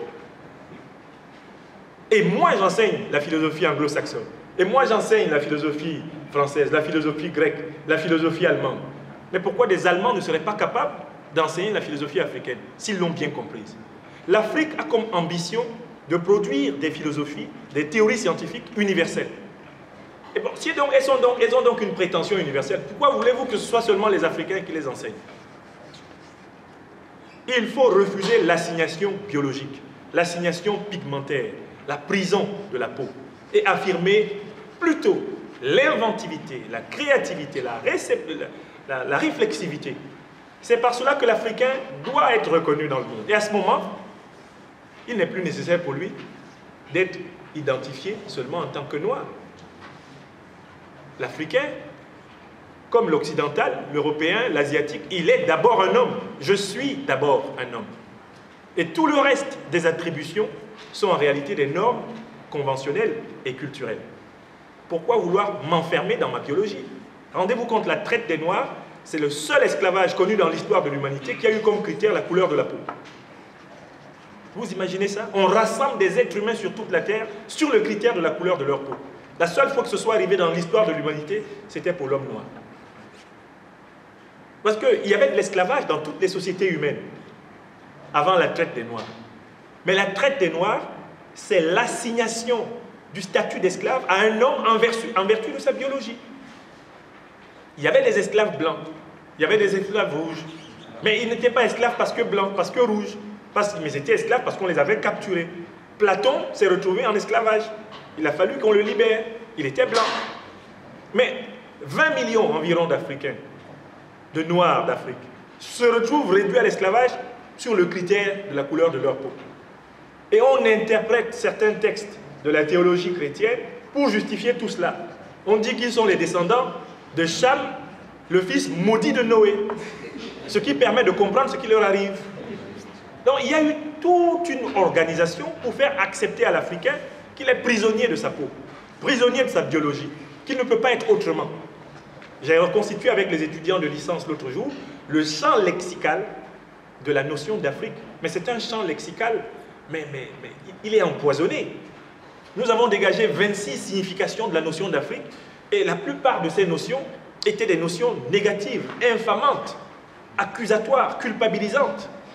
Même dans le parler africain. Quand on dit ça ne tue pas africain, pour justifier le fait de manger de la saleté, que voulons-nous dire? Nous voulons dire que l'Africain est un sous-homme et qu'il peut donc être sous-alimenté sans problème. Ça ne tue pas l'Africain. Vous voyez quelqu'un qui boit de l'eau sale, vous lui dites c'est dangereux, il dit non, ça là, ça ne tue pas l'Africain. Vous voyez un enfant nu dans la poussière avec les ascaris, etc., qui ne peut plus rentrer par tous les orifices du corps, on dit non, on a grandi dans ça. C'est ça même qui nous rend fort. Vous connaissez ces images selon lesquelles ce qui est africain peut être négatif, mais c'est bon. C'est bon. Et vous connaissez aussi les formules? Non, les blancs sont forts. Mais qu'est-ce que ça veut dire les blancs sont forts? Là, les blancs, là, ils sont forts. Donc, en réalité, on se met à croire que dans la couleur de leur peau, là, il y a quelque chose qui fait leur supériorité intellectuelle, spirituelle, mentale. De la même façon qu'on croit que parce que nous sommes noirs, de peau sombre, nous serions inférieurs. Nous devons sortir du paradigme racial. Il n'y a pas plusieurs races humaines, il n'y en a qu'une seule. Et à l'intérieur d'elle, comme dans toutes les autres races vivantes, il y a des variétés. Et là, ça rejoint quand même le message de l'Évangile. Tous les hommes sont frères. La biologie, la génétique des populations l'a établi de manière irréfragable. Donc, n'acceptons plus, Claude, les assignations biologiques. Il faut les refuser. Et c'est vrai pour les femmes africaines. On a voulu faire de la féminité un critère d'infériorité. C'est toujours la même biologisation. Proverbe bantou du Cameroun, le pipi de la femme ne peut pas traverser un tronc d'arbre couché devant elle. Mais qu'est-ce qu'on veut dire par là? Le pipi de la femme ne peut pas traverser un tronc d'arbre couché devant elle. On veut dire par là que parce qu'elle ne peut pas projeter ses urines de l'autre côté du tronc d'arbre, elle est inférieure. Or, cette incapacité de projection venant de son anatomie, on biologise l'infériorité de la femme. Donc, si nous ne sommes pas attentifs à ça, en tant qu'intellectuels, qui va être attentif à ça? Ne vous laissez nulle part dans le monde assigner à votre biologie. Quand les gens sont là pour vous pousser des tâches vers vous, au nom du fait que vous êtes africain, comme s'il n'y avait pas des Africains totalement ignorants. Mais il y a des Africains qui ne savent même pas d'où vient le nom d'Afrique, qui sont même la plupart des Africains.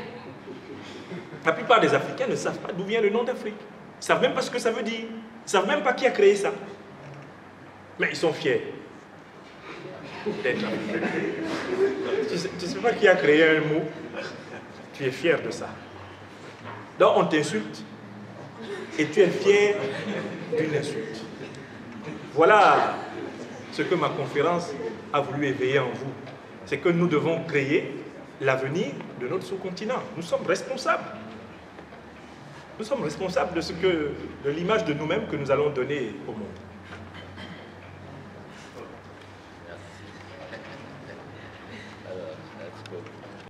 Je suis Ourbet Ignace Koné, licence 3 philosophie.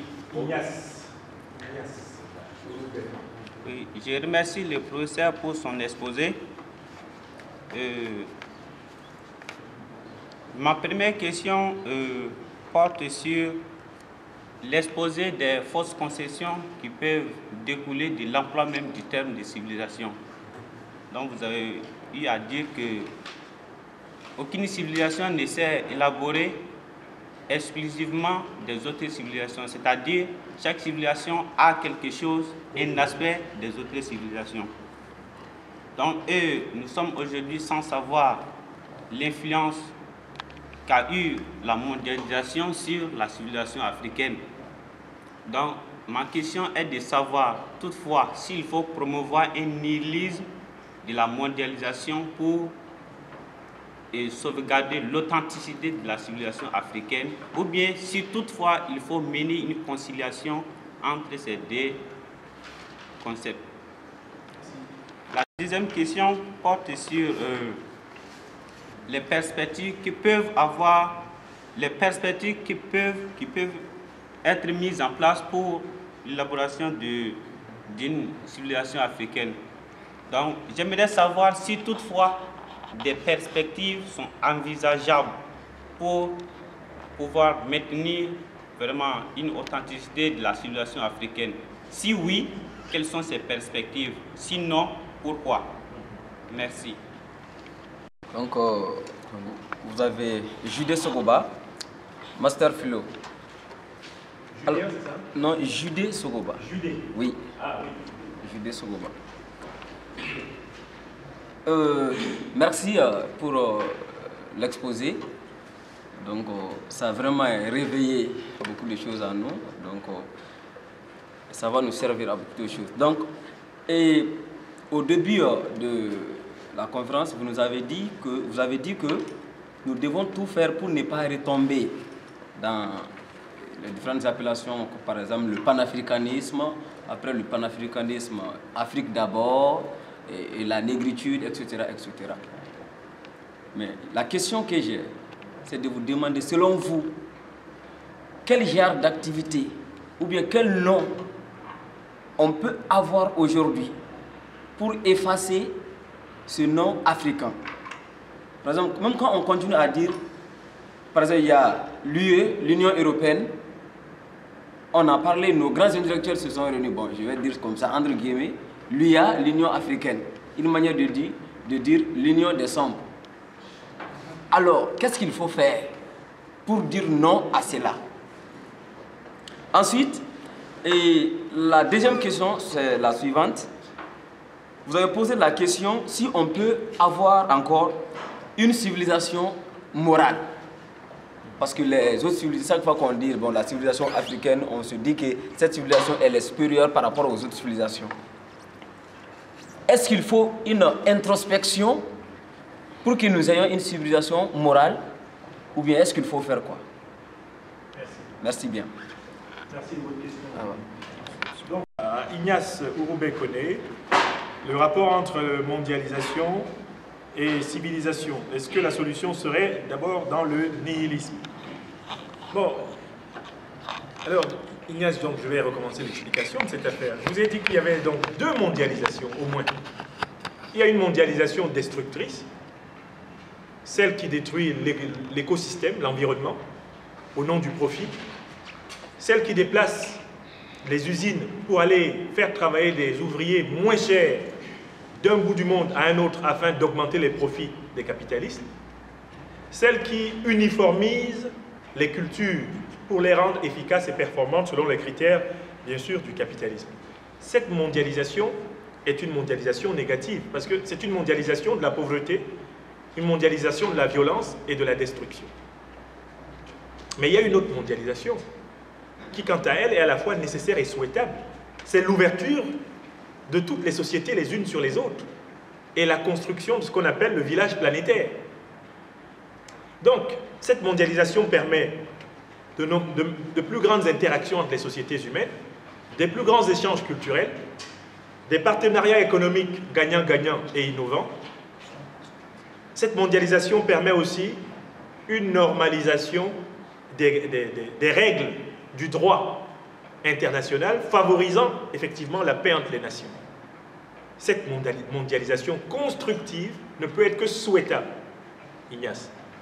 Du coup, la civilisation africaine, la civilisation subsaharienne, que nous espérons, peut se développer en participant à la promotion précisément de cette mondialisation constructive dont je viens de parler. Il ne faut pas diaboliser a priori le mondial, car en réalité, l'Afrique, ou ce qui s'appellera autrement, je l'espère bientôt, est mondial par sa culture. Le jazz, il se joue jusqu'aux Amériques.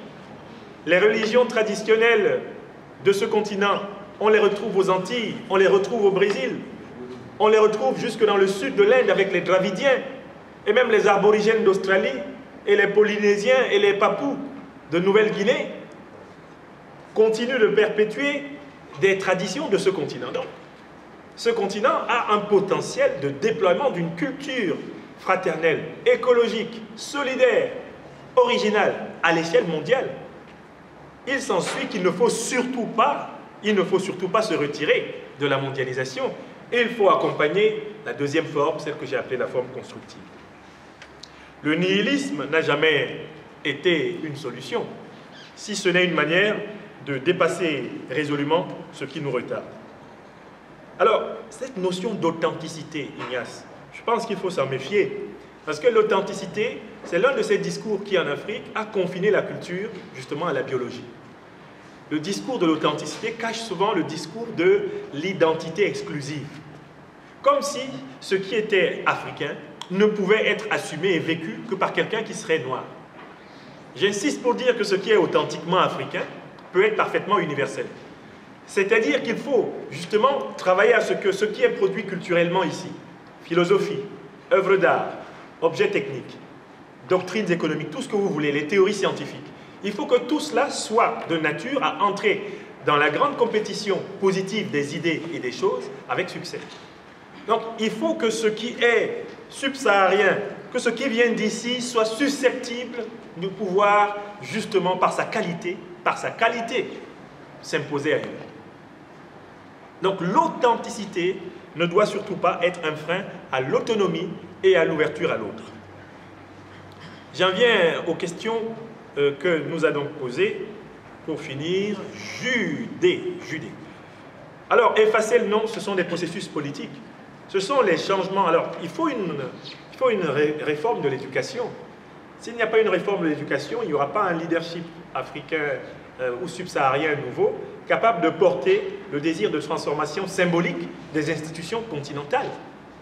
Donc, c'est un leadership né d'une révolution culturelle, d'une révolution intellectuelle fondamentale, celle de la réappropriation du génie créateur subsaharien.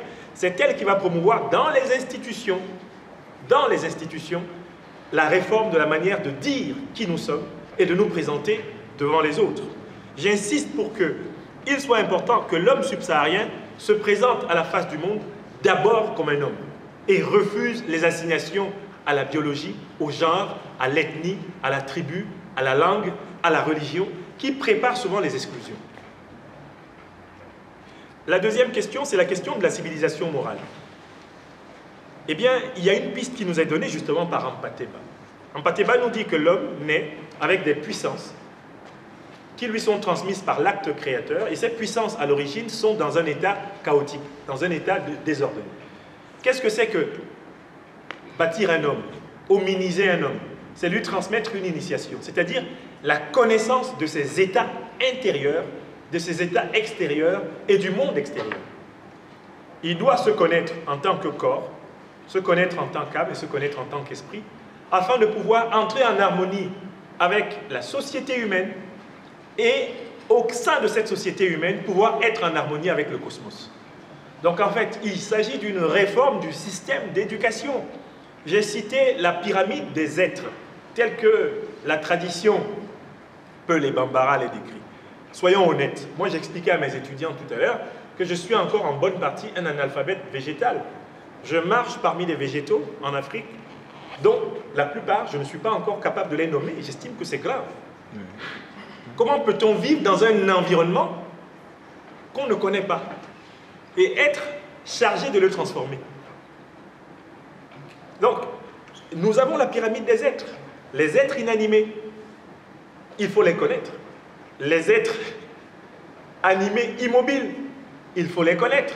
Si vous ne les connaissez pas, complétez votre formation. Les êtres animés mobiles, il faut les connaître. Si vous ne les connaissez pas, complétez votre formation.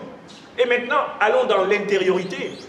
Allez voir les différentes couches matérielles, psychiques et spirituelles dont nous sommes faits. Il y a des maîtres de civilisation, de tradition, encore vivant en Afrique pour nous apprendre cela. Tout comme dans les traditions islamiques et chrétiennes, il y a des processus permettant de prendre conscience de ces dimensions intérieures de la personne.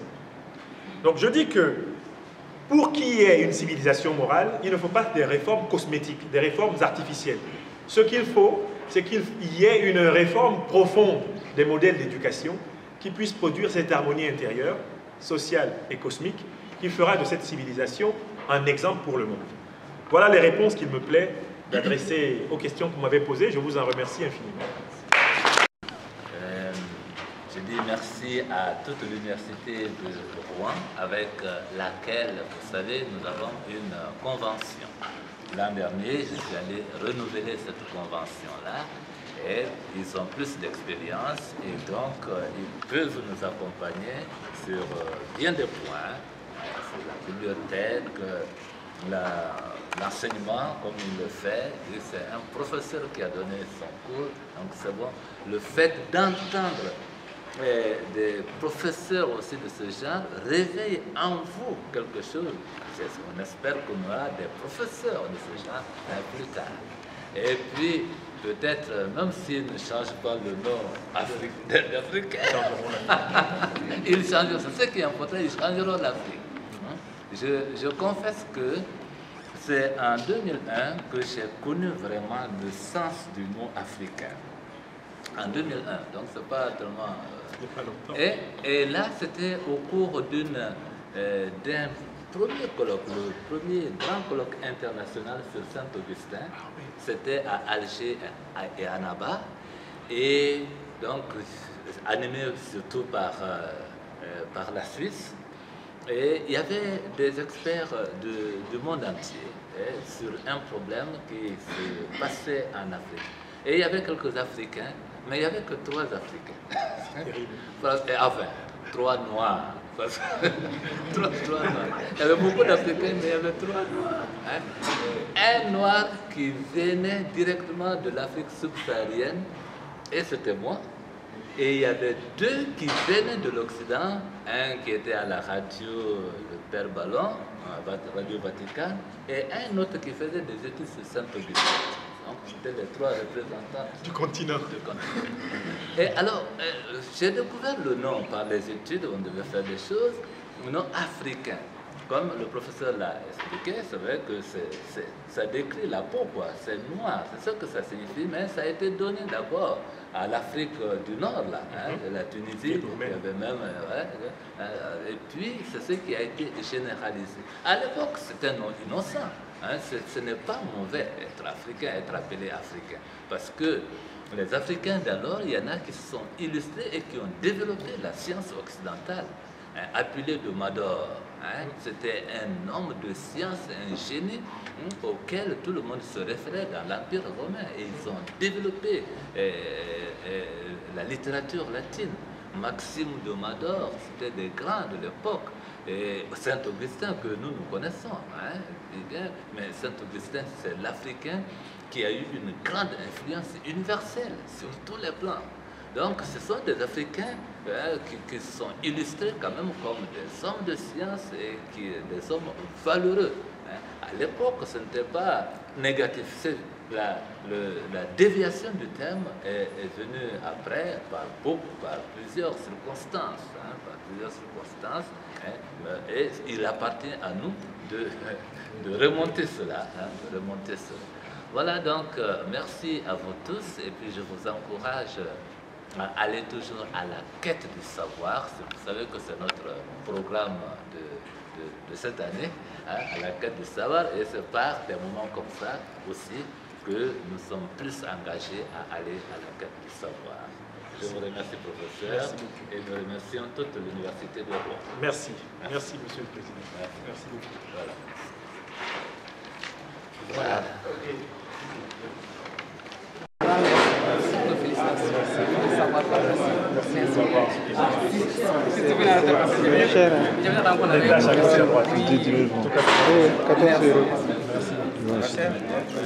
Une photo.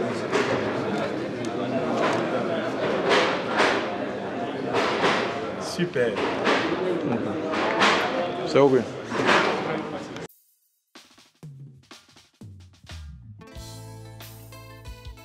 La conférence du professeur Yamsi sur la civilisation africaine a porté son fruit d'abord par rapport à la réflexion, parce que c'est un professeur qui a respecté la méthode qui consiste à pousser les étudiants à réfléchir, à dire leurs mots, et donc à les pousser dans l'aventure de la science.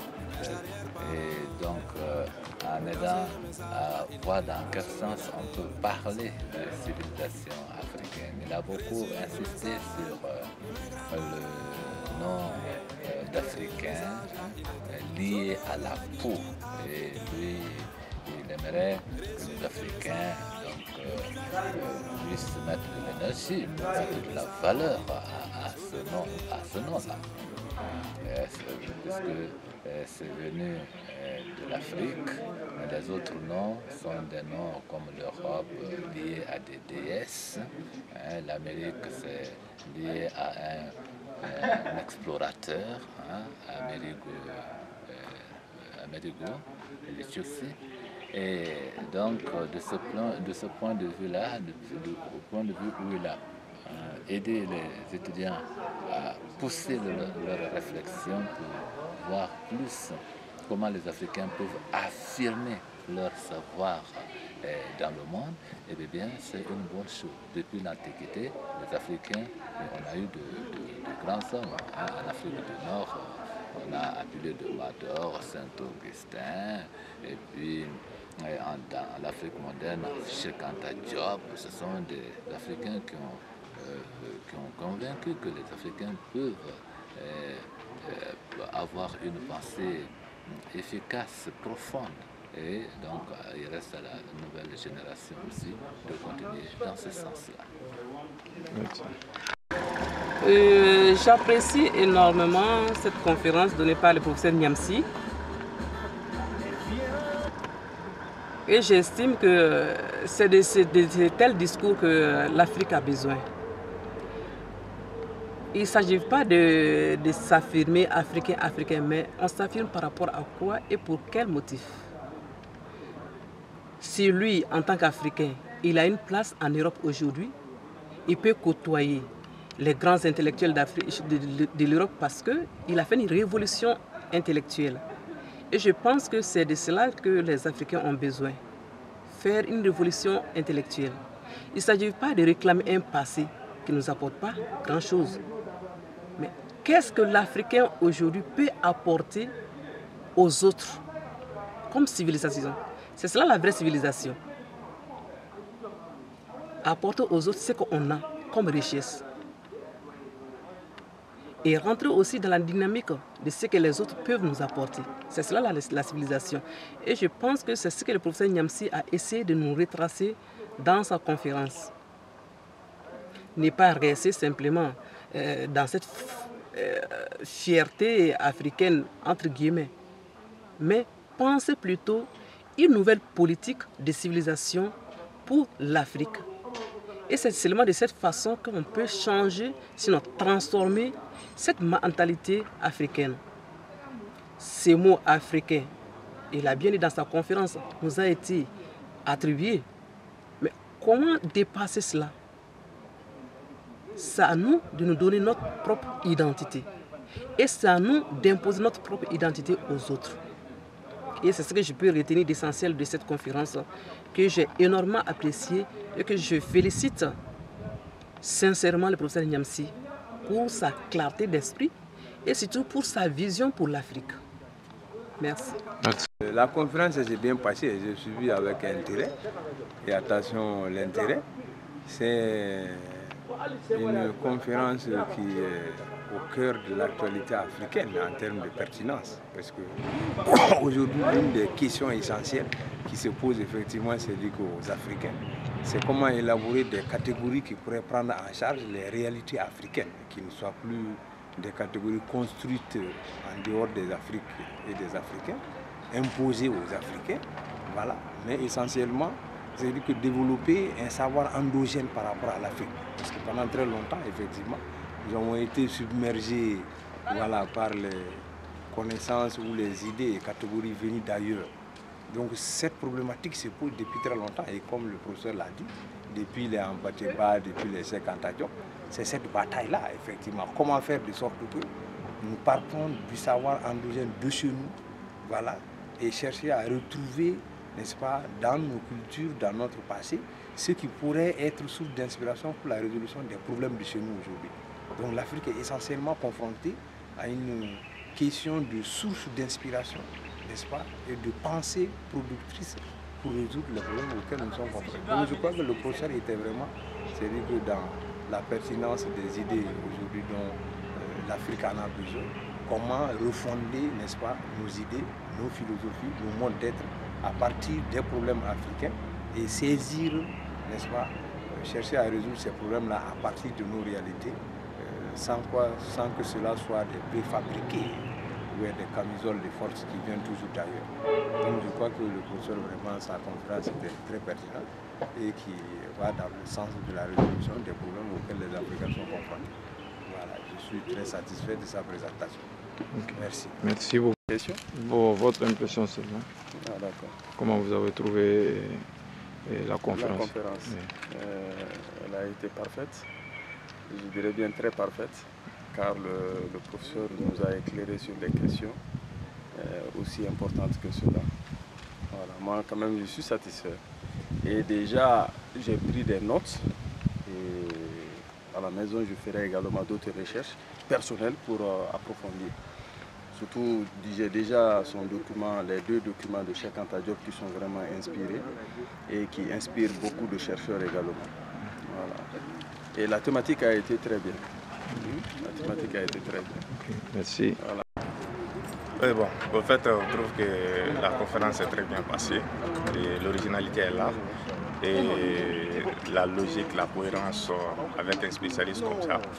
Parce que la plupart des Africains se trouvent déconnectés de la réalité africaine. Avec ce genre de conférence, ça nous permettra, Inch'Allah, de revenir de trouver un repère, de façon de trouver un repère pour se situer aujourd'hui. Merci. Merci.